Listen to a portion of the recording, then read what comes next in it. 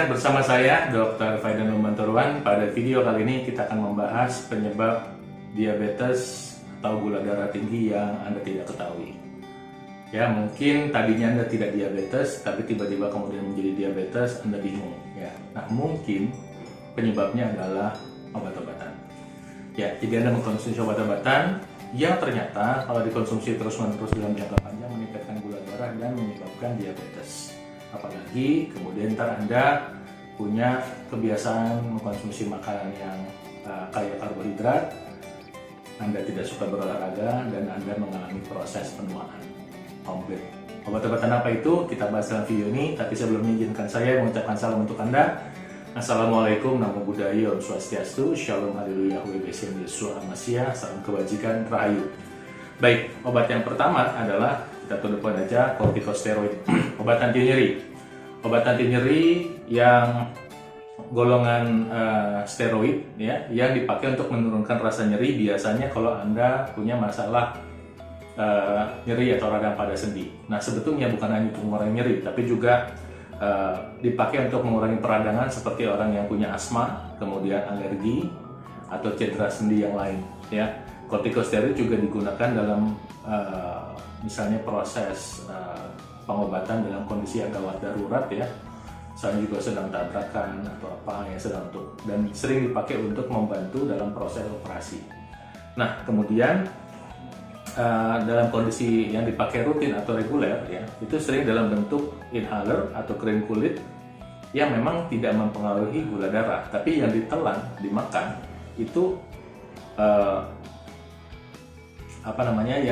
yang dikonsumsi lewat mulut atau disuntikan itu bisa secara signifikan bisa meningkatkan kadar gula darah di dalam tubuh.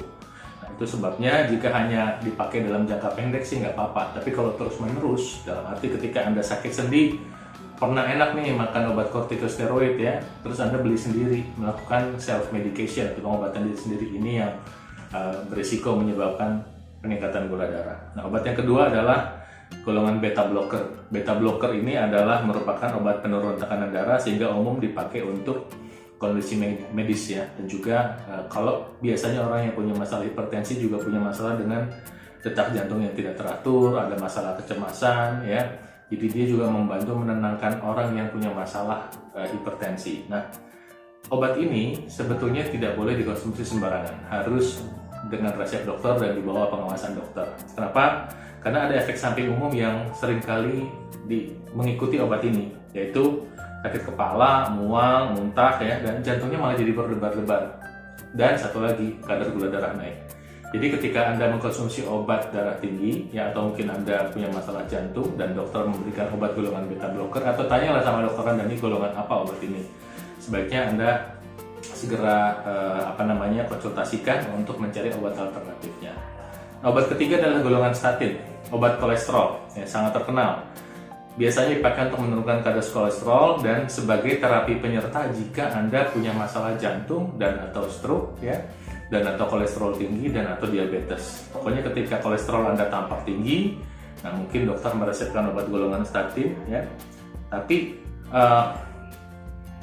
sebetulnya dimaksudkan kalau bisa Anda mengubah pola hidup supaya kolesterol Anda bisa normal secara alami, ya. Nah, tapi jika Anda terus-menerus mengandalkan statin tanpa mengubah pola hidup, ntar dosisnya makin lama makin tambah, Anda akan lebih mudah mengalami peningkatan kadar gula darah, apalagi yang punya prediabetes atau punya faktor keturunan diabetes. Oke. Satu studi yang diterbitkan pada tahun 2017 di British Medical Journal dilacak pada orang-orang yang mengalami diabetes selama 10 tahun, ditemukan bahwa konsumen obat statin itu meningkatkan risiko diabetes 30%. Ya. Nah, kemudian yang keempat adalah niacin.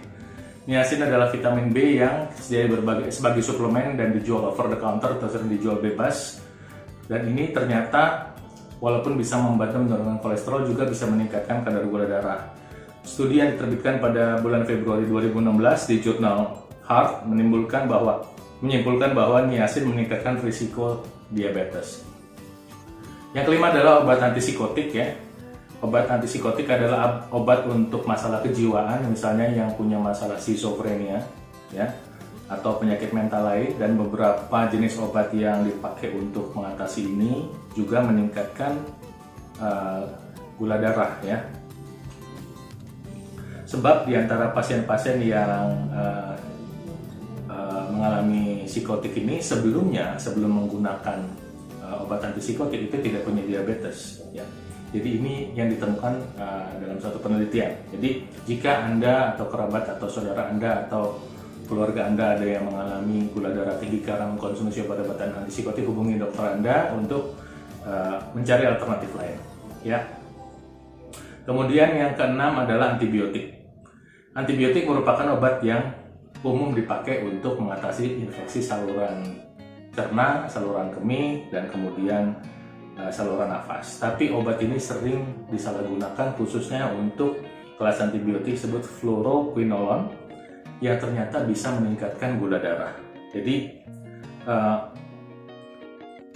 Anda yang suka mengkonsumsi antibiotik asal beli ya, kemudian meresepkan sendiri, hati-hati bisa berisiko punya masalah diabetes. Oke. Jadi ini saran saya untuk mengkonsumsi antibiotik, mendingan Anda konsultasi dulu sama dokter Anda ya.